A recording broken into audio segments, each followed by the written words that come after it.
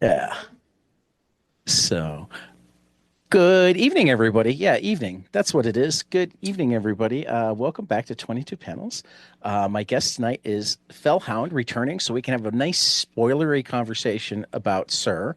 And because I've read the rest of their work, so I can get into Row and that sort of thing. And Dillon Gilberton is a friend of hers from the interwebs. So like when he found out we were talking, he's like, join. So he is. So hey Dylan, how's it going?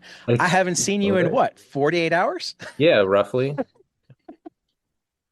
since the last heavy metal conversation. Um, which I think is up now, and if it's not, it will probably go up soon. I don't do the posting. Tyler does the posting, and I try to stay up to date on the show notes. That's the word I was looking for. And sometimes even accomplish that. So, Fel, how are you? I'm good, thank you. Good. I am trying to stay warm because there's an impending snowstorm that's happening right now. So I Mm-hmm. don't plan to go outside for the next 48 hours. Hey, See, I where understand that because I didn't have to go to school today because that impending snowstorm already came through the Midwest and is Oh, coming through the fun. Midwest. where You where are you at, survived. though? Toronto. Oh, okay. Nice. Okay, gotcha. Yeah. Did you also get the snowstorm, Dylan? We got a little bit. We got a little bit of dusting. On Sunday we got a bunch. We're in here in Boston. We got a bunch Well, on which means it's Sunday. still headed your way. You'll get it Yeah, like well, tomorrow. today it's kind of dusted a little bit. I was walking outside with my dog earlier, and there was a couple flakes coming. I think we're supposed to get most of it on Saturday, but we'll see. Okay. Yeah, that makes sense because I think it passes us like today and then makes Okay, its yeah. way out east. Yeah, we're supposed to be done with it in the next few hours, and it's continuing towards you, Yay, and then from winter. you to Dylan. I think I forgot that you were in Toronto. Toronto's a nice town. I've actually been to Toronto. I took in Yeah, a it's lively. Blue Jays game ages ago, but it's a nice comics town too. Yeah, It's a we've good got scene. a lot of I think there's like a really good like local scene. All the shops are very supportive. It's a very good crowd. When I like technically when I say Toronto, I'm from like just outside Toronto, but nobody knows what it is, so it's Toronto. I'm not Yeah, actually Yeah. in the city of Chicago. yeah. I'm not Suburbs actually in the count city as of Boston cities. either. Yeah, No one can live in the Yeah, city. It's too expensive. yeah. it sucks there. I Nobody wants I to live. mean, some city folk get frustrated at that, and they're allowed to. But like when you're talking to people who are more than 100 miles away, the name of your suburb doesn't mean anything. So you can either use "I'm from such and such, 15 miles from Toronto," or you can just say "I'm in Toronto," which is Yeah. so much easier. So much easier. So yeah. So yeah, I loved Sir. I adored Sir. Um, I don't spend enough time in comics press, so I don't know. How do you feel like Sir was received? Were you getting love from people other than me? I know I was sending you emails like every issue going, wow.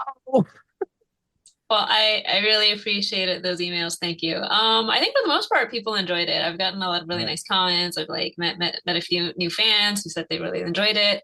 To be completely honest, for this series, I didn't like go out of my way to look for reviews or anything. I was kind of too busy working on the book. Um, That's good. That's That's a yeah, good. but good I good mean, problem to have. yeah. I mean, people seem to like it. At least the people who told me they Yeah, liked it. And if I'll they, sorry, sorry. go on. I was gonna say I'll speak of the little indie comic circle that I run in with like Heather Vaughn and Ian Mondrick and stuff. Like we have a little group chat, and we've got nothing but praise for Sir. We all loved it a lot. So It's pretty good. Oh totally the gosh, thank motorcycle you. jousting I never knew I needed and apparently didn't pick up in the 70s when they did it in heavy metal.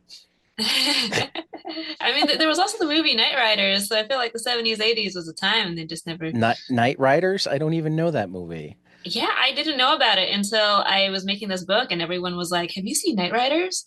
It's like an 80s movie about motorcycle jousting. I still Not have not seen it. not to be I confused mean, with Knight Rider, the car. right. I No, remember no, Knight yeah. Rider with Hasselhoff, but Night Riders? Yeah, I gotta look this up now. Yeah, I'm looking at 1981. Oh, I mean, that's a crazy cover art. I mean, this feels like it falls very in like, oh my God, was Ed Harris in it? I feel like I'm a little too young to know who that is. You'd recognize him. Okay. You would recognize Ed Harris. It's a George Romero movie?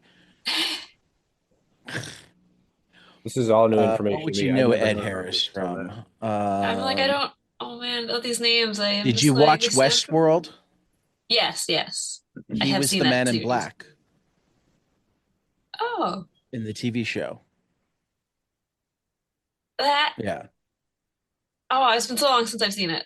So I'm trying to remember who that is, but I probably know who they are then. I think he was a relatively major character. We'll just cheat. I have a share screen option. Why are we messing around? We can just show Fell Ed Harris, I'm so and she'll uneducated about go, I celebrities. know I don't that even know face. modern people.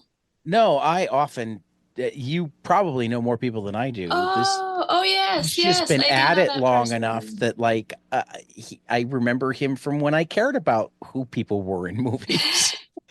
Yes, he looks very familiar. Right. Well, because I mean, he's been at it for a long time. Honestly, oh my gosh. Good for him. And way more movies than I Keeps realized he going. was in. Yeah. I mean, we're only in the night. That's right. He was in Apollo 13. That was probably the Glenn Ross.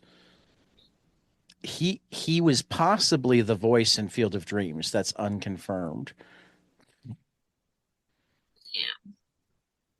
And Night Riders was one of his early movies. He played Billy. Okay, I I know might this is actually his have to go breakthrough watch this role. movie now. I might actually have to go watch this movie now, Make a Yeah, case for just let me know how it because. is because I haven't seen it. Yeah, it it it it looks like it might be.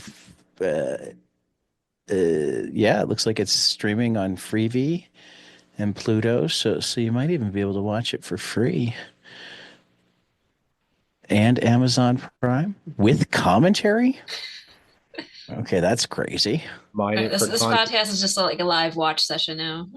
Yeah, right. Sometimes, Yeah. I mean, You could mine it for content for the second arc of Sir. it looks like Oh, a mixture between what you did and uh God, what's the name? Because when I saw the cover, it immediately made me think of Tim Seeley and Deathstalker. Mm, Tim mm. Seeley and uh, Jim Terry just worked with Slash to a comic version revival of a horrible '80s Conan knockoff, and the poster looked more like the Conan knockoff with a motorcycle than anything else. Um, yeah, nice. Was that the Vault book? Because I know was that a yeah, Vault book? Vault Oh, Book okay, yeah. Because I know they're was doing a lot of music stuff. Yeah. yeah. That was one of the first ones they did with music people, but it's not. Slash was involved in the project, but it's not music. Oh, It's uh like comedic sword and sorcery fun. Yeah, book. did you read Hysteria, Bell? I have not yet, but I know that was the one Alex was working on. Yeah, yeah, yeah. Yeah, I love Alex, because he did a Row short Okay, for so me somebody help years me out ago. here. I don't know this one as well. Hysteria Hysteria. with Hysteria is Alex. yeah, Alex Schlitz, she drew it. It's a Def Leppard comic that Vault collaborated with Def Leppard. Okay. Yeah, yeah. Was that Vault or was that It is Vault, yeah. Z2? Yeah, No, how it's is Vault. it? Is it good? What's that? Have you read it, Dylan? Oh yeah, it's great. Oh, awesome. Okay, yeah, Yeah, yeah, because I've It seen is it Vault. around. I was like, yeah, oh, Alex. I'm so highly, happy for her. yeah, highly recommend. Oh, Elliot Ray Hall was involved in that too. He was a pretty regular on Tyler's The precursor to 22 Panels was a comics podcast that my co-host Tyler had called Smash and Grab Comics. And Elliot Ray Hall was one of his multiple time guests because he's from Minneapolis Nice. and somehow hasn't been on 22 Panels yet. We need to fix that one of these days. Yeah, to talk about this book. Yeah, but okay, back to S.I.R because that's what we came for. This is like 22 panels, so people expect us to go all over the place because that's what we do. But I I I want you first to remind me what "sir" means because I cannot manage to keep it in my head. And I know I like bookmarked the page that had all three words, but I you're here now, so I can just ask you. That's okay. It stands for the Seismic Iron Clash Roulette. I tried to make it as complicated as possible, like Neon Genesis Evangelion or something ridiculous. Yeah. Okay. I like that. So was it just to be complicated or what does it mean to you? No, so the Seismic Iron Clash Roulette is the name of the motorcycle I guess jousting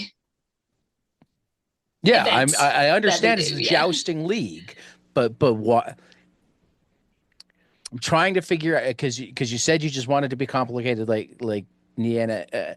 I guess this is my autistic brain figuring out whether you were just finding a cool acronym for "sir" or whether it was each word means something specifically to you about the arena and the league. To be honest, when I first came up with the name, I didn't have the acronym in hand. I wanted Okay. something absolutely ridiculous. So I was coming up with like I didn't even know what the book was about. I was just like, I want Okay. a ridiculous name, like Neon Genesis Evangelion or like Revolutionary Girl Utena, like something that makes no sense but sounds cool, so that when people see those words, that they want to know more about it. Um, Okay. and then eventually I came up with Seismic Iron Clash Roulette, and I was like, oh, let me build a story about this. And then it kind of just fell into place that the acronym was S.I.R. And I was like, oh, this is perfect. It'll be about like It, knights and jousting. It'll be great. yeah, I Sir's love it. Sir's perfect too, because I mean, I haven't read a lot about like other people's interpretations on this book, but like there's a lot of like trying to think of the words for it, like pushing against the monarchy kind of a thing. Hmm. Like Oscar's a dick. Like Oscar Oh, he's sucks. such a dick. Yes. Right? And then like a lot of the people in the Sir are also just dicks. Yes. And like there's so like the fact that Nico's trying to destroy the Sir, right? And is trying to bring that down. Like I don't know, there's political ideology in it, and like I don't know if that's me thinking too hard about it, but it feels I like mean, the I acronym Sir fits extremely well.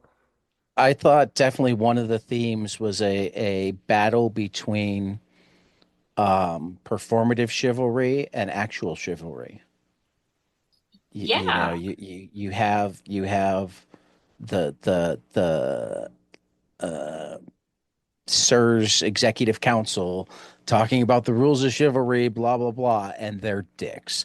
They're assholes. They don't give one flying fuck about chivalry in any way other than it gives them the ability to say they're awesome and you suck. This is nothing at all like any Republican people in the United States. Um, oh wait, I said the quiet part out loud. I must be becoming a right winger. Um, But no, honestly, I feel like you both kind of hit the nail on the head with those but themes. I mean, Nico and there's, Avery, yeah.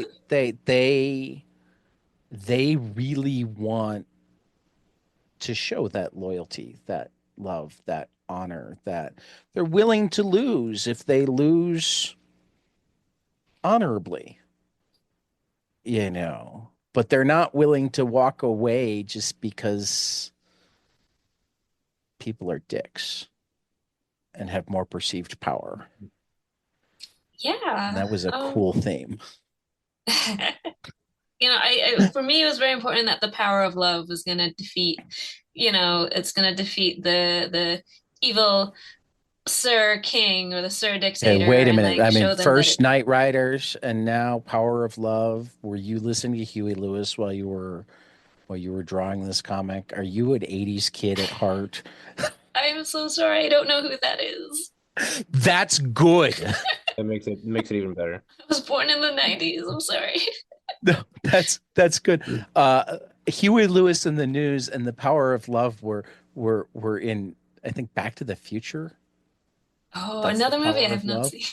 I Hmm. am terrible with That's this. less forgivable, but if you were born in the 90s, at least it's still before you were born. I've played the board game Back to the Future. I've played the board game. For some reason, I I have didn't not even seen the know there was movie. a board game, so this So is how you're cooler That's than pretty I cool. am. Yeah. yes, I got the entire story through the board game, which I had to learn in order to play. Can you tell us how the was those were those themes like the patriarchal themes and taking down the Cerns, was that sort of undercurrent part of the genesis for this story? Was that something that you wanted to tell a story about and then framed motorcycle jousting around it to tell that story, or did it happen the other way around, or can you sort of tell Yeah, us how that came to be? so to be honest, when I first made S.I.R, I in my head it was just gonna be like fun motorcycle justing sports. I wasn't thinking too hard about it. But then I think as I got into it some more and I really wanted to like raise the stakes, and I think things were happening in the world that made me get a little more upset with the people in power. And I think the way I pitched it initially, it wasn't a lot to do with class warfare. But then as I was writing it, I think I just got a little more upset, a little more emotional about it, and then I think it just kind of came through in the writing in a way that it's I like, don't know how that yeah, possibly could have happened last year. I don't know. I like, Where yeah, on earth were you inspired towards that last year? man, it's Yeah. crazy. Yeah, I wonder what. That's that's great And though. I'm Canadian too, but even still, I there's a was lot about to of shit say, going I on mean, there. you're Canadian. I My wife sent me a great video today, set up like it was a like Canadian public service announcement inviting Americans that needed to have health care and body autonomy, even for the women and whatnot, to come to Canada, but finished with, but not if you're from one of the weird states. I mean, honestly, I've seen like Trump stickers up here, which is like a I know. little upsetting. I'm like, why is that sticker here? Like, a license plate wasn't even an American license plate. So I was like, that is you weird. know, I have a lot of feelings. I'm That's gonna why he thinks severely that write Canada this. wants to be the 51st state because he's seen like those two or three cars actually came to one of his rallies in America and he saw like three Canadian license plates with Trump stickers. And since he wasn't even in Canada, he assumed that that meant all Canadians I'm wanted to not be gonna I'm part. not gonna pretend to put any logic behind the way I think that he thinks. So I'm just gonna wash my I hands. mean, That whole all that's that. probably the better way to do it, but it's not Yeah. as funny. Fair Yeah, enough. yeah. I mean, I don't know, man. I mean, even with someone like Oscar, I think you have to be a little delusional to be that way. Like, Yeah. people with a lot of money, a lot of power, they don't care about other people. They just Yeah. care I about mean, themselves and their power. there's For sure. actually been studies done on the bigger the wealth gap gets, the less empathy the rich have for people who aren't in their economic class. Where Um, it furthers the idea of the other, right? Like right. the farther you And get it away from the class that is not your class, like it just increases the idea that they're not like you, right? yeah, I mean, and it's not even that they don't have like any affinity for other people. They just tend to think of them more as pets. Sure. No, it feels that way sometimes. Um, and in some ways, without like taking too much responsibility away from it, in some ways, if you've lived your entire life where nobody has ever said no to you, nobody has ever told you that what you're doing is wrong, or at least the only people who have ever told you that what you're doing is wrong are like below you, and the people that are around you tell you that they're just jealous or whatnot. it at least makes sense that And you'd that wind makes up it with that and worldview. that makes a damn good comic book called Sir. Yes, it does. Yeah. Yes, I because I think mean that's one of the things I love about him is that he's like been ostracized from his family. He's not going to get to run the business. The only place he's got any power is at this school, and it's essentially because they're like, we're just hiding you at this school. You're an embarrassment. We don't want you around. So Yeah, we'll pay for you to be Van Wilder. yeah. I yeah. mean, that's basically it. And it's like, I feel like he's so desperate to hold on to his power. He just like he doesn't have a life outside of this, as Nico said. Like he has Right. nothing going for him anymore. So it's like, Yeah. And how do the other kids at school not sit back and go, "You're like 30 and you're still here, but we're supposed to think that you're cool?" yeah, I mean, I feel like all the other kids think they don't know that he's basically ostracized from his family. They don't know he's Right. basically been fired. They think he's still Yeah. like, like the big, like heir to this, like one of the most biggest like motor companies in the Right. world. You don't want to like mess with royalty. So I think there's Right. that fear in them, and they don't know. I feel like Oscar's close circle, like Amelia and Anthony know, but Yeah. they're all I rich mean kids, so they yeah, all I have mean secrets. actually it seems a lot like they're also rich kids, so they've never had to figure out anything for themselves in their lives. So because he's a rich kid, they just don't question it. Whereas the second he crosses the two kids that like have had to work for things, they figure out his game in like seconds because it's all out there. It's Yeah, like Google yeah. search. Oh, I mean, it's the court records and everything. They're right, public, so right. it's like as long as you can. I don't know, man. One of my friends in real life told me about those like websites where you can just search people up and find all their personal information, and that's why they pay Mhm. like money for delete me every year. And I'm like, Yeah. oh, I Yeah. had no idea that was a thing. Yeah. Yeah, I'm gonna write this into my comic. yeah. No, it was fun. It was, I mean, the characters were fun. The concept was fun. The art was, Yeah, the art. I've never ridden a motorcycle. I certainly don't know what it feels like to try to hold a lance while riding a motorcycle, but like, I feel like I kind of do now. I feel like I'd be less surprised if I tried it. Technically, I think the clutch is on one of the hands where they're holding the lance with. But if anybody asks, these motorcycles are made of magic, so Oh, for There sure. you that go. fixes For sure. everything. For sure. There you I go. think Well, the I mean, or they reworked them because they needed to be able to hold the lance. I Yeah, mean, yeah, yes, just yes. because some motorcycles have the clutch there doesn't mean it has to be there. Yes, they were all modified to the power of money and Right. schooling. Yeah, I think Uh, the art the art is incredible. The art's fantastic, and I think yeah. one of the things that makes that stand out, how good it is that I would writing fight scenes is incredibly hard. Drawing fight scenes is incredibly hard. Choreographing fight scenes, I hate doing it, but it's a must do thing if when there's excitement and there's action. And I would have no idea how to do that with motorcycles. If it's just martial arts, like you can, right? You can make them do a bunch of different things. Like they're fully what's the fully articulated, right? Motorcycles are very stationary. Like you can only do so much with it, but like the action in Sir comes off as very dynamic and it's very, very cool. And Oh, so thank you. I don't know how you managed it, and I don't know if you have any insights into how you managed it. Do you know that meme of like the little girl with like a pencil and she's crying and she looks like this? Yeah, yeah, yeah. Yeah, so that Like was me that. when I was doing all the Okay, thumbnails sure, for the sure. book. I was not gonna lie, Right. after the first issue of thumbnails, I was like, oh my God, I don't know if I can do this for another like four issues. But it did get a little easier. My wonderful friend Cody Okamoto made me like 3D motorcycle models, so that Oh, literally was so helpful because I could just like move things around in 3D space. nice.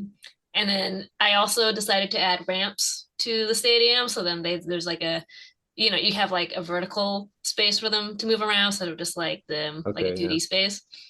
But even so, I'm not gonna lie, it was a massive struggle. I do not know how I did it. Sounds so hard. Yeah. Very exciting. I'm not gonna lie, but like a lot of the movements Okay, and things, guys, I we're gonna was pause for just a second. All right, welcome back. Important 22 panels related phone call has been taken and finished, and Dillon and Fell were kind enough to um, be patient through it. Though I noticed Dillon call you Hound earlier. Which do you prefer? I don't want to That be was calling that you. was just a slip of the tongue. Okay. I don't know. I think it sounds cool. No one's called me that before. Do it again. Well, It's I can fine. start Thank you calling you for Hound. your reign. Sure. I just like one of the things at my school that we're really big on is calling people, pronouncing names right, and calling people by the names they want to be called by. So, like, I want to make certain that I do best by you. Oh yeah, yeah, no, Fell Hound, whatever you like. I Okay. specifically had this name because it's very easy to pronounce, unlike my real name, which no one ever gets right. So, No. Well, I would try to get your real name right too, because that's how I am. I don't appreciate guarantee that I could get my tongue around it, but I would keep working at it. it. It's all good. Um, so yeah, we were talking about class struggle I and the think way it it plays felt out. Or no, we felt got past class struggle. We were talking about yeah, Phil was just telling us about how difficult it was to draw the fight scenes and to figure out right everything. Oh and yeah. crying while she was trying to thumbnail Oh issue yeah, I two. remember what I was gonna say now. So anyway, I think one thing that sort of inspired some of the fight scenes in S.I.R and the motorcycle jousting is Beyblade, which Hmm. I loved as a kid, but when I was trying to do like Yeah. a tournament arc, I wanted, Beyblade was perfect because it's a tournament arc. You've got like a ring, things are spinning and battling inside. So I was literally just like rewatching old Beyblade episodes, being like, oh, okay. And now these Beyblades are going up in the air and they're like, the big beasts are coming out and like random crazy stuff. I was like, all right, I'm just gonna do that. And so Yeah, that's perfect. I never would have made that connection, but now that you say it, like that fits perfectly. yeah, That makes like the total part sense. where the giant wolf comes out in like Yeah. the battle with Reaper, and I'm just like, yeah, yeah, that was a bit beast moment. Reaper, their design of Reaper is so cool. I don't have anything else to say about it, but like the Reaper, it was tough because Reaper's not supposed to be a likable person, but Reaper was my favorite. It's my favorite design. Favorite design Oh, that's okay. for That's sure. okay. You can like whichever character I mean, you that's like. like Darth Vader. It's a lot. Yeah, yeah, sure. Fair, fair, fair. Yeah, I do want to give a shout out on part of the Reaper design, because I had a lot of trouble figuring out what weapon Reaper would use, and then my friend and character designer extraordinaire Kara Huset actually came up with the idea for the club. So shout out to Yeah. Kara for helping me out with that. And Kara actually named the character as well. Oh, So cool. yeah, so she Nice, came right up with on. Mason Mortis. So I was like, that's a perfect That's name. a dope name. Bless Yeah, you. for sure. Yeah. Yeah, I keep trying to remember what the dialogue was for it, but I remember in the fight with Reaper, it was something about defeating death or fighting death or defeating death, and like I'm in the middle of writing the later issues of My Neighbor Necromancer, and the whole series is about like death acceptance and whether or not you can defeat death and this whole thing. And so like I read that and I was like, that's so fucking cool. I love this. It's so good. Oh, thanks so much. Yeah. Yeah, it was, And now I he's for a going to lot of, steal yeah. it. Yeah. Yeah, Reaper will make an appearance in My Neighbor Necromancer for sure. Honestly, go for it. I am all for building the indie comics cinematic universe. Yeah, There we go.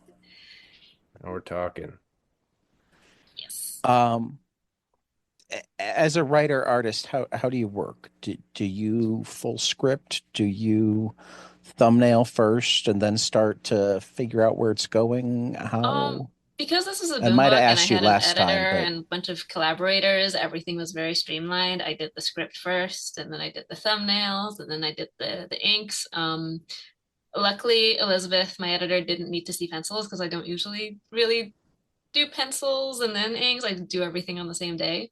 But that's if I'm working in like a very I guess like editorial environment where other people are going to see my work. Right now, I'm working on a comic that's like solely for myself for fun, and it's absolutely chaotic. I don't even have a script. I have like a couple dialogue written out on like a notes app, and then I went straight to thumbnails, and now I'm like 6 pages in, and I still don't have a script. So we'll figure it out. All right. Right on. Um, there are a number of artistic things that jump out at me, so forgive me if I wind up going rapid fire in different directions, but I'm going to start with the covers. Um, you have a cover theme where you've got like bottom right corner is a character centered or two characters centered on the last one, but then top left corner upside down is not quite their nemesis, but like something that Foil, is I is guess. is represents their conflict or struggle in this issue. Does that make sense? Yeah, yeah. Um, how intentional is that? Did I get the reading of conflict or struggle right? Right. Um, and Yes. was that something that you came up with immediately, or yeah? How did So funny because they're story about just the covers. Yeah, I actually initially worked really hard on a set of 5 thumbnails for covers that I was like, oh my God, these are so cool. And I sent them in and then they got rejected.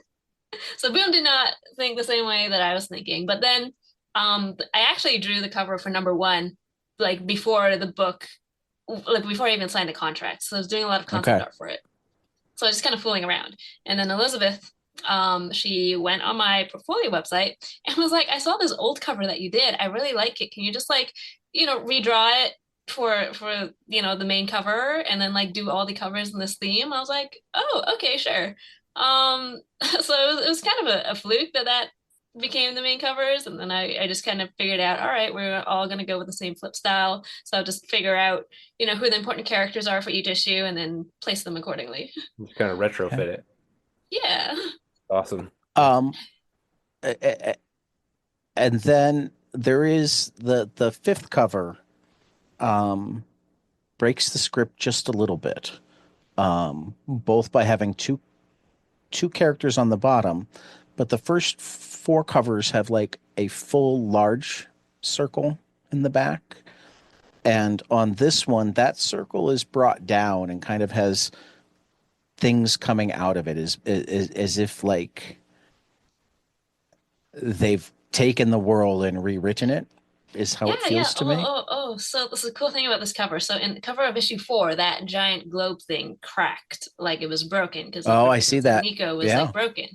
And then in the 5th issue, when you see it's like Avery handing off like a new circle that's like rebuilt with the red and the Hmm. blue to Nico. So it's like she's giving her like a whole new world. And then we've got Right. the tail kind of looks like a shooting star tail. So it's like she's giving Hmm. her like a new star, a new life sort of thing. Okay. Ooh, Yeah. I didn't even pick up on this. I need to find the Yeah. covers now and look at them. Yeah. My Okay. very That subtle is, storytelling. That's cool. I love that. I love I love covers that do a good job of like thematically representing what's inside the book. And what I love even more are several together that will tell their own sort of story that is emblematic of the story yeah. itself. Yeah. Dope. I didn't notice that, and now I'm mad that I didn't. I don't think anyone really noticed it, but it was one of those things where it's like, oh my God, I can't It's Well, wait dope. to clearly make I it like that. noticed it a little bit, Okay, yeah. Gold star but for Matt. I've been studying seriously Yeah. because I had so much fun talking to you the first time, and I've gotten to read the whole thing since then. Because we talked, I think, actually, I think you sent me an advance copy of issue 1. We talked before issue 1 had come out. Yeah, yeah. Um, so to be able to like see it unfold has been really, really cool. Um, I think my next artistic question, um, you do something that a lot of creators of yours and Dylan's age have started doing that half the time I feel is done, and this is old man me, so don't take it wrong, particularly because it I'm comes with the already offended. I'm mad thought about it that you already. knocked it out of the park. You use text messages and Hmm. social media and whatnot, which I think about 40% of the time when I see that done, it's done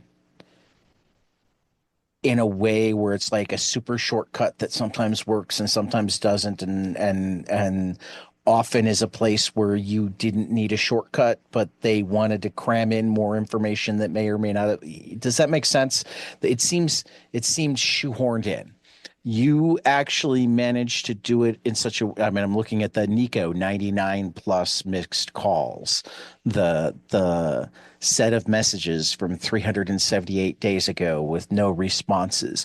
You It serves a purpose. Like there's a purpose right, to you doing it. you did it in a way where not only were you continuing the story, but adding a layer that would have been really hard to add otherwise. Like in a different era, it would have been the stack of letters, right? Or whatever, with no good way to show that the letters hadn't been responded to.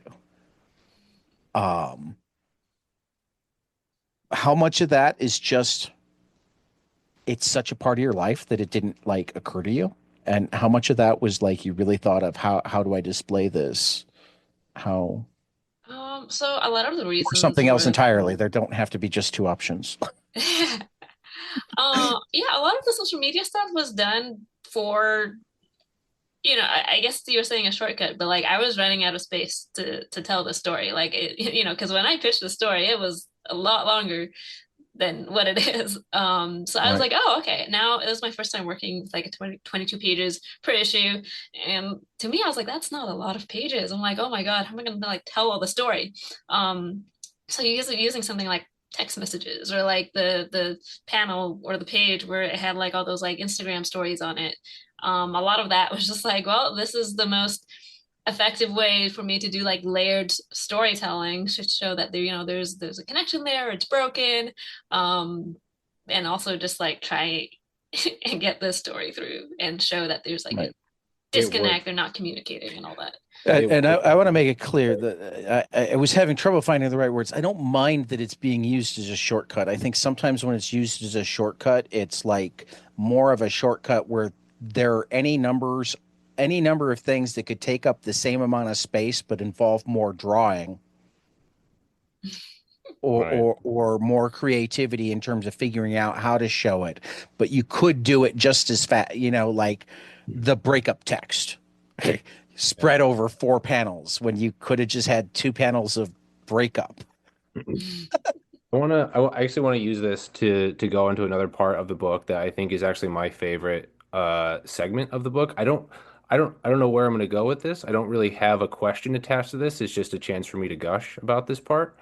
I'm Um, all for that. yeah, so I think in issue 4, I think right after she has this conversation, right after Nico has this conversation with Oscar, they then they start to get sort of depressed and down on themselves and she starts thinking bad about themselves. And then these text messages come through that are completely innocuous text messages. They're worrisome and they want to be helpful. But when you're in a state of mind like that and you are already thinking bad about yourself, it's very easy to misinterpret and sort of weaponize kind meaning statements against yourself. Like I think there was one where like, "Hey, I haven't heard from you in a while. Where have you been? I miss you." And it's like you messed up. You didn't text this person back, so now you're the fault, and they're mad at you. And like that's a really easy spiral to fall down. And then she gets mad and she throws her phone, and then goes about their day, and then and then there's a way to brush that stuff off, right? When you're thinking it about yourself, and then later on, when they're in bed, they start to verbalize it. And there's this idea that I think about sometimes where people often don't want to speak about trauma or depression because saying it out loud makes it feel more real. And then it feels like you can fall even further and you can fall into an even darker place that you don't want to visit, right? And she does, and that's sort of what happens. But what you also do by saying it out loud and making it real is it almost helps you grapple with it more. It gives almost a form to what's hurting you, and then you can battle either with help or with yourself. And then she she goes inside of her own head and sort of encounters this demon mirror self. And like I just thought that whole sequence was so perfectly executed, and it says so much about, I don't know, that sort of slippery slope. And I don't know. I loved every bit of it. And like I said, I don't have a question attached to that. I just wanted to tell you that I loved it. Loved every bit of it. Thank you so much. That was very thoughtful and very true to what I was trying to achieve with the story. So I'm really glad it came across and sort of that exploration of her like battling with her inner demons and her like anxiety that kind of went unchecked and should probably get checked out at some point. Yeah. Um, I mean, I will turn it into a little bit of a question because it's something that I'm always fascinated about when when it's done. Um, and I've had uh, questions with creators about, or I've had like off-air conversations with creator friends about this sort of thing. Particularly when, and I don't want to make assumptions that you have had similar struggles or whatnot, but particularly for people who have gone through struggles, sometimes writing about it is its own form of catharsis and sometimes form of struggle. So how, if you're comfortable, how is it writing those scenes where you're having people allow their trauma out, you're having people name their um yeah, I ran out of words. That's okay. I kind of get where Name you're their going. the stuff that Dillon just said. How does it Name their demons, we can say. Right. Yes, yes. Uh, I mean, to be honest, I definitely use comics as like a way to vent about life or at least explore, feelings and emotions and stuff like that. I don't want to be cliched and call Nico like a partial self-insert in some way, but a lot of the things in issue 4 were kind of inspired by real life, either me or like people I know. A lot of that, I guess, like the Asian upbringing of like, you gotta succeed, you gotta work hard. It's like a very, you know, it's like a very high pressure environment. Um, and like full disclosure, I kind of grew up in like at the gifted programs. I was around kids who like were very smart and like very high achievers, and it was like, I feel like I was on the bottom rung of that class of kids. So it was always like, oh, I could be better. Like all these people are like doing piano, they're doing sports, they're like getting high grades. And I'm like, man, that's such a high pressure environment. And it definitely inspired a lot of the struggles that went on in Nico's head throughout S.I.R, I think. I feel like I'm not articulating this very well, but it's like, yeah, there's No. definitely a part of it that's like I've been where Nico is, and it's like I want to write about it. Yeah, I think that Yeah. yeah, that's great. I love everything about that. I mean, not about that experience you had, but No. yeah, I admire The writers though I mean, I'll who take can it do back that. into an art question because it and I admire you too. I'm sorry, I didn't mean to cut Dillon off. I was just flipping through issue four. I'm never come back on any podcast ever again. Yeah, Okay, finish, Dillon. I'm not done. I'm sorry, Dillon. I'm not always good at like No, it's fine. I thought you'd figured this out about me already. That's why I can joke about it. Okay. We can raise our hands when we have a question, Yeah. just like in class. I was never good at that in class either. I was the one that would shout out comments and questions until I was asked to sit in the hallway, which thankfully my comments and questions were generally good enough that I didn't have happen often. Um, but anyway, I'm looking at the page specifically where um I feel like this was like is this yeah, this is essentially all in Nico's head. It's Nico and Ares talking back and forth to each other. Um, and the panel structure is just cracked. There's not not a straight edge panel. I mean, all the edges are straight, but there's there's not a traditional geometrically shaped panel on the entire page. Um, and this is only one example of you doing this. This is part of how you make so many of the action sequences work really well is while you're great at doing a 9 panel or traditional, six or you have pages that look like they could be in any comic. You also have pages where it's like, okay, um, I'm going to do whatever I have to do to get this action, this emotion, this whatever out, and that includes throwing throwing traditional American comic style out the window.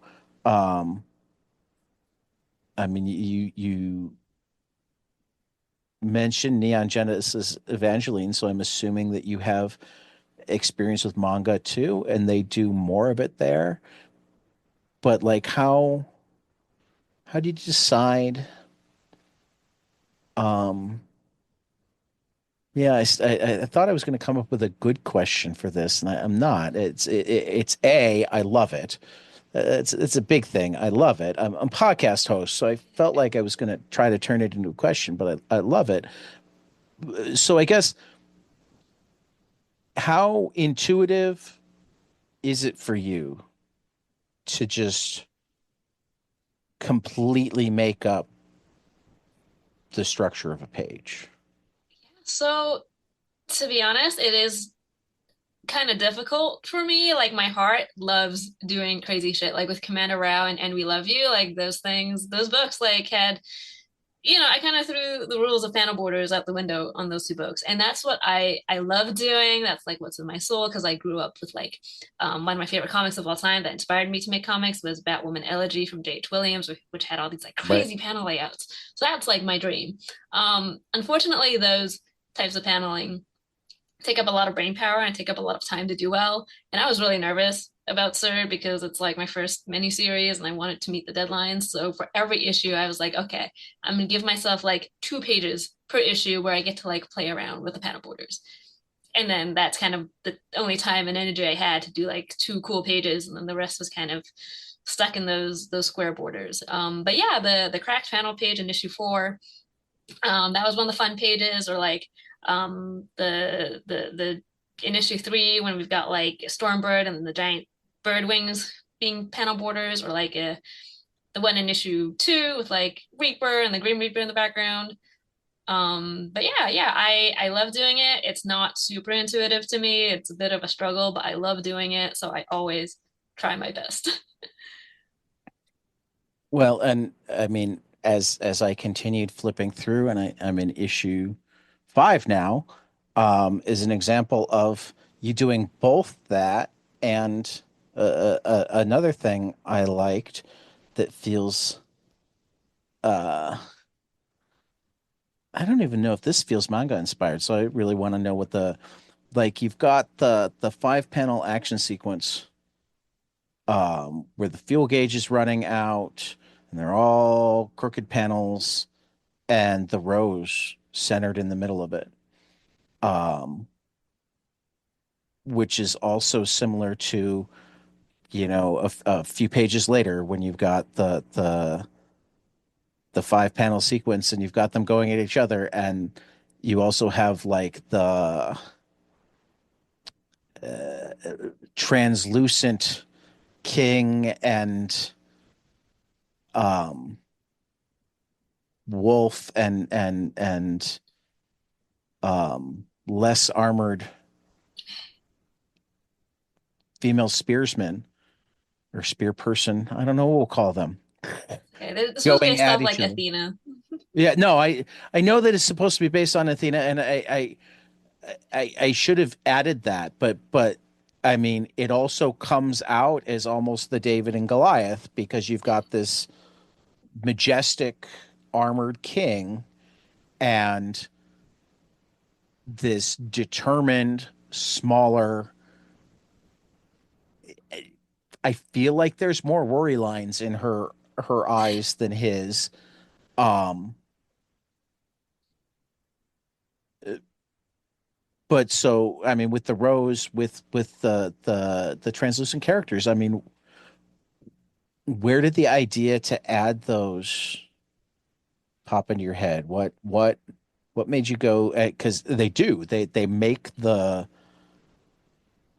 they give. I mean, it's the great thing about helmets is you don't have to draw faces. The horrible thing about helmets is you somehow have to like show all sorts of things that like it's the Spider-Man problem, you know. Can you manage to show when Spider-Man's scared and when he's happy and whatnot? Um, yeah. So where did that come from? How did you employ it? Um, Yeah. So issue 5 is probably the most anime issue out of everything. Like almost everything was inspired by like big anime showdown fight scenes. In fact, Oscar's name was inspired by two of my favorite like manga characters, Lady Oscar from Rose of Versailles and Marie Sanson from Innocent. So like the whole rose motif, that was inspired by a lot of like Revolutionary Girl Utena, Rose of Versailles. Um, and like the whole translucent characters running in the background, that was like again like a bit Beyblade, but just like a bit, general anime showdown. They're going Super Saiyan, the figure of the beast inside them is coming out, stuff like that. It was just like kind of just play it up as like this is an epic battle we're about to have. Right on. You're saying earlier that the story was initially much longer than it ended up being. Is there anything that was left out that you would like to have put in there, or is there something, are you going to repurpose those ideas in some other way? I'd like to know more about what we didn't get. I mean, the core of the story we did get. It was like, but it was like I wanted more breathing room, I guess. Like to be honest, I issue 4, I had basically had to beg for 2 extra pages because I was like, I don't know how to cram like Nico's anxiety breakdown in 22. So after doing some begging, they gave me 2 extra pages, and I was like, okay, Nice. but like what my initial idea was that I wanted to go. I don't know if you've read a book called like It's Lonely at the Center of the Earth by Zoe Thorogood. oh, I haven't read it. I know we of it, but did I've a never read it. roundtable around that book. Oh my God, yeah. But like Yeah, I love that book. I love how it kind of it's delved into amazing. Zoe's psyche and all the layouts and everything. Like that was what I like. It was very experimental, very deep, and that was what I wanted to do for Sir Issue 4. But then with the page count, I was like, I need to condense this. So there's just like more breathing room, more time to explore the characters' feelings, backstories, expand on little details some more. But yeah, Well, what we got is great. I mean, I also wish I just wish we had more, is all I'm saying. So, um, this is the rarest of rare series where not only do I want more from the characters, but I think I get to have, I think that there's like room for more in a completely different setting. Um, do you still think about the characters? Have you considered what they're doing next? Would it be something that you would be interested in pitching or pursuing? I mean, I could see it becoming, volume one was Sir and motorcycle jousting, and volume two is, learning gourmet cooking in France and coming back and starting just a diner instead. Sir Ratatouille, that would be cool. my God. The I mean, rats on bikes. I know they have, particularly the yeah. way it ends with Nico, with the encouragement for her to like find her own way, and Avery very clear that whatever that way is, she's still there. Um, and they're young enough, I see the potential to do a billion different things if you wanted to. Um, is it just me that's thought that, or are they in your head too? I mean, I love these characters. Like I was drawing them for a very long time before, the book even got picked up. But I as my first miniseries and as like a very brand new creator, I had like very little hope for a sequel, as with most miniseries go these days. Right, So I was like, okay, whatever I do, like I need to wrap up the story so that they have a satisfying ending. There needs to be closure. right. I need to like close off every single plot point and just like wrap it up in a bow. So I felt like I did my best to achieve that with a story where I And felt you like I did. closed. You Yeah, absolutely did. I didn't mean to imply that it's like, oh, I don't know this. In fact, you did beyond a good job at that, because generally it's I want to know more, or that's great, it's done, right? To be able to have it like completely satisfactory. I mean, these are the things that are why I love this book so much. Is it is completely satisfactory as is, and yet I can imagine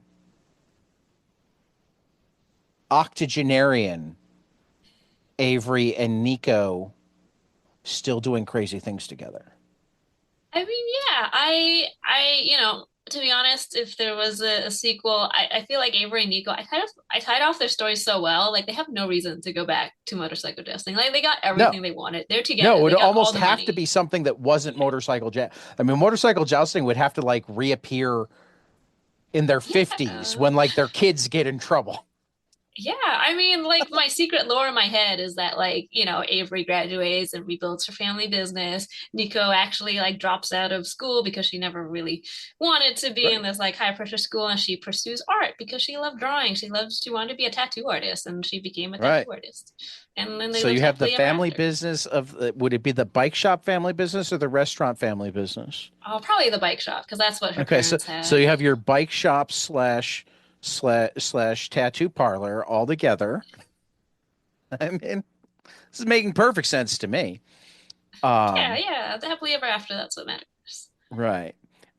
Well, Dylan's running out of time. You were kind enough to send me all of your previous work after the last time we talked, and I first wanted to like give you my absolute hats off. Row and the things that came out of it were amazing. Um, I loved and we love you. I love the end of the line. Um, I wanted to talk specifically though about I think it was it both taking names and baking with Rao. Yeah, so those Um, were guest comics that I wasn't really a part of other than well, they but were in that the was world. specifically what I wanted to talk to you about. What I mean, I've talked to so many people who are incredibly precious about their characters. They don't trust anybody else to play in their playground. Um, what's it feel like to decide to let others play in your sandbox? What inspired that? How did that come about? How did it feel? Does that make sense? So yeah, so Taking Names was by written by Brent Fisher and drawn by Alex Litz, who did the Hysteria book. I And didn't know Alex did that. Sorry, I'm Hmm. yeah, gonna yell at yeah. her for not telling me Also, that. I'll send you the comic if you haven't read it. I would love But to. yeah, Yes. yeah. And then Baking with Rao is from Michelle Abinader and Tench. And basically, to be honest, like Michelle and Brent are two of like some of my closest friends in comic books. Like they know these stories inside out. And to be honest, like Brent sends me Rao fan fiction like every month. I literally got a text from them being like, "Here's an idea. there's a more Rao fan fiction if you ever want to continue it. I was like, thank you, Britt. And Michelle actually wrote me the script to Baking with Rao like as like a gift fan fiction. It wasn't supposed to be a thing, but I loved it so much. I was like, I'm gonna make this a a stretch goal so we can make this happen because it was so good.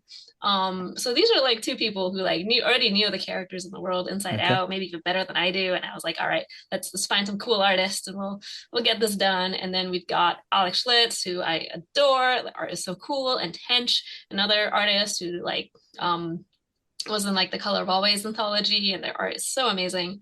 And yeah, like I trusted these people with my life. I trust them with the characters, and they did a bang up job. Well, and you just said words that I don't think I've ever heard said by a creator in terms of how it. I love that like friends of yours wrote fan fiction in your universe. Fan fiction is what I'm used to. Kids that don't want to pay for new stuff and like want to instead continue with the characters of the TV show or the whatever that they won't let go of. I read a lot of fan fiction. The idea that like fan fiction would be written for the purpose of giving to the creator is not something that's ever. Is this something that I just don't know about? Is this something unique to your circle? Dillon, have you had this happen? Do you have fan fiction from Baby Bear Arm? Bear Arm Baby? No, nobody knows about Bear Arm Baby. No, people know about Bear Aaron, Arm Baby baby. because we talk about Bear Arm Baby. And Uh, you haven't been smart enough to take it off of your website. I know, I know. I no, I don't believe I've had fan fiction at least shown to me about the stories that I've written. Yeah. Once I find out what So Baron that Baby is, I'll write you some fanfic. Oh my God. no, seriously, just go to his website and All or right. just Google Bear Arm Baby. Um, my wife was kind enough to discover it for us before we did our first interview. So I didn't even get it from my brother who like had been around while it was being made and somehow missed it, didn't he? Because I feel like he was introduced when he jumped in on that I podcast. don't know. I forget. He knew the artist too. It's like the first Oh thing that I wow. ever wrote, and it's possibly the worst thing I've ever written, but people seem to No, it's love it, and I just brilliant. don't know. I Stop don't know. bashing Let's, yourself. let's move on from it. There's a special brilliance to it. Mhm. Phil, you're gonna love it. I can't wait. I'm gonna look it up. Don't Appreciate All take it right. down on your website yet. it. Okay. Yeah. I'm too lazy. I'll probably never take it down because I Excellent. just don't. Um, since we're running short on time, I have to ask the key question, the required question of every creator. Tell me something you love, preferably a comic.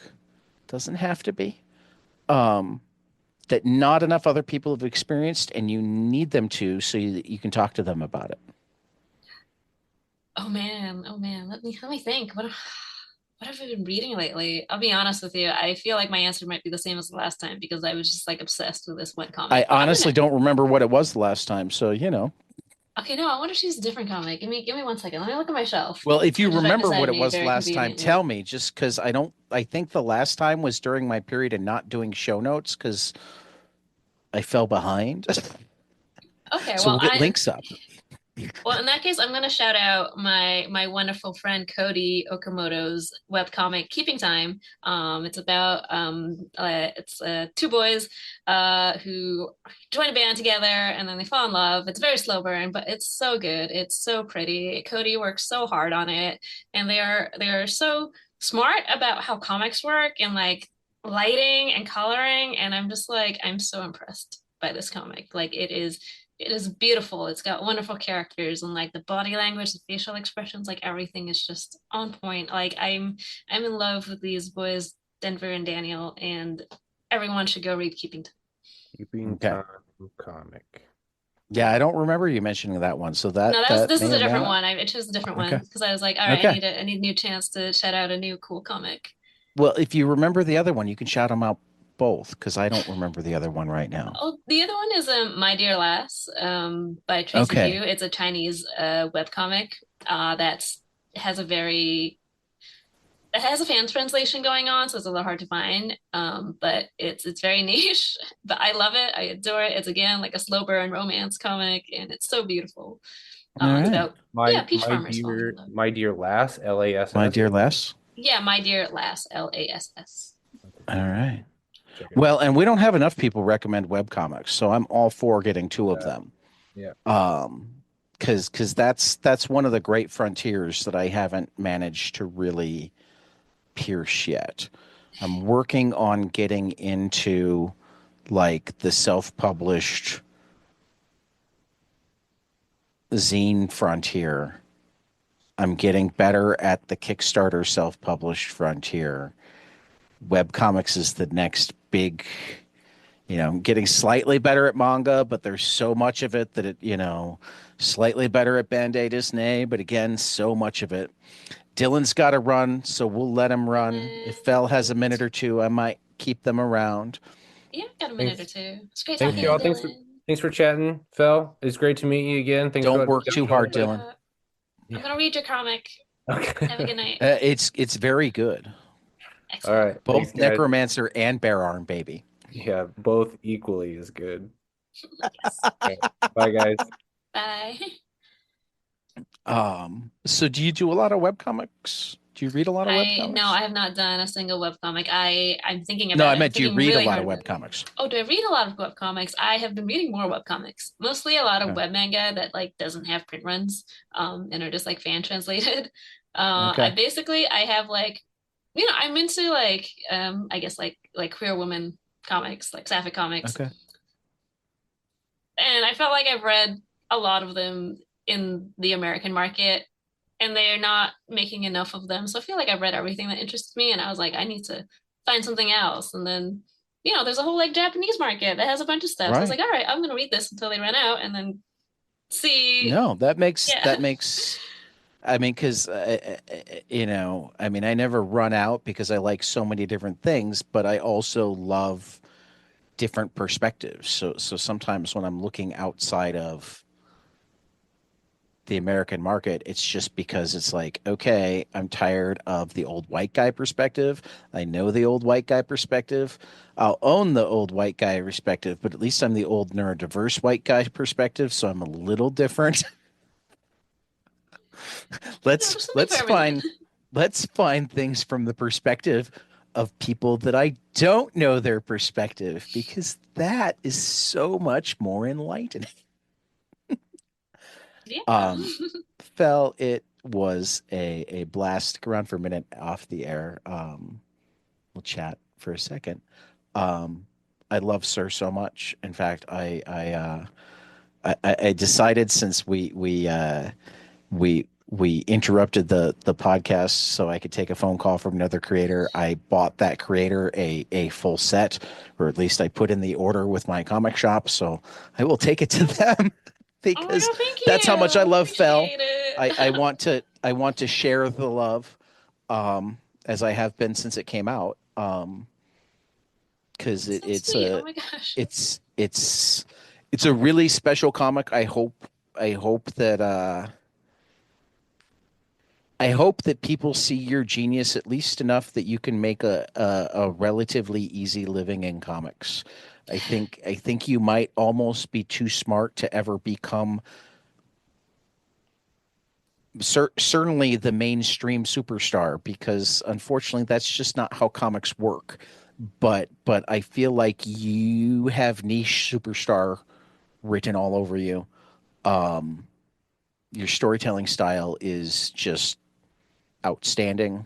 You're capable of making what I call messy in all the best ways comics Well, where I love it's a story about this and a story about that and a story about that and a story about that, but you also manage to do what is all but unheard of, and I mentioned it earlier. You actually tied your story off in a way where I can dream on these characters, I can hope on these characters. Apparently, Michelle Abinader will write fan fiction about these characters, and I'm going to have her back on the show to ask if she only writes fan fiction about your characters or if there are other Abinader fan fiction out there that we need to hear about. I mean, I would like to know too. Well, I'll invite you to be the co-host that night, Oh like my I God, yes, invited please Dylan do. here. Sir, I can't even put I hope you don't feel like I'm just talking out my ass. I can't put like the right words on how cool your comic was. Your previous comics as well. I was completely blown away. I mean, you I mean, I don't know if I lined you up for the next column. I've been writing a column in American Nature Presents, the black and white comic that Greg and Fake from Santos Sisters have been putting out, where it's like comics criticism and some comics and all newsprint. And I write about like comics that have formed why I love my comics and blown me away. And this is going to go on that list with Oh my things gosh. like Frank Miller on Daredevil and Emil Ferris's My Favorite Thing is Monsters and Will McPhail's In and things that make me completely look at comics differently because here you managed to write a completely quirky off the wall action comic that's also a love story, that's also a coming of age story, that's also a mental breakdown, put yourself back together story. And so a friendship story, a loyalty story, a class struggle story, all of these things that we actually, I mean, I get so frustrated when people tell you, people talk about needing to pare down fiction or whatever, keep it to the because that's not how life is. It's much more. I mean, all of these things are a life lived. So what you give us is a perfect snapshot of a period of a couple of lives lived and all of the things that go into them, and you do it beautifully, and you do it in creative ways that I'd never even quite considered yet. And I read a lot of comics. Thank you And so like much. That's my yeah, I'm hat is humbled. just completely off to you. I cannot wait to see what comes next. I hope that I can even see the random. You can send me anything. Like you said, you were working on something just for yourself that you don't even have scripts yet. I'd love to see it. I mean, If I you're can just willing, tell you what it if you're is. It's willing, just if you're willing for it to be for yourself and me, I'm in. I mean, I'm working on like I'm doing a new like short comic for Commander Rao, so it's going to be more Commander Okay. Rao. Yeah, and Okay. I'm very excited about it because it's like technically her fifth birthday this year, so I want to do Cool. something to celebrate. And certainly anytime you have anything, if you're doing a Kickstarter, if you're we'll put our mini PR engine to use for you. Sometimes it works. I do math lessons on Kickstarters that seem to sometimes work. That's Um, amazing. and thank you again for joining us. And you are absolutely welcome back anytime. And for Fell Hound, this has been 22 panels, and we will see you after the next page. Hey guys, this is Tyler from 22 Panels. I'm here to tell you all about our Patreon. If you enjoy this show, please consider donating to our Patreon to keep this show going. We have many different tiers, all different levels to help you decide what's right for you. Okay, so get on out there to patreon.com/22 Panels Podcast.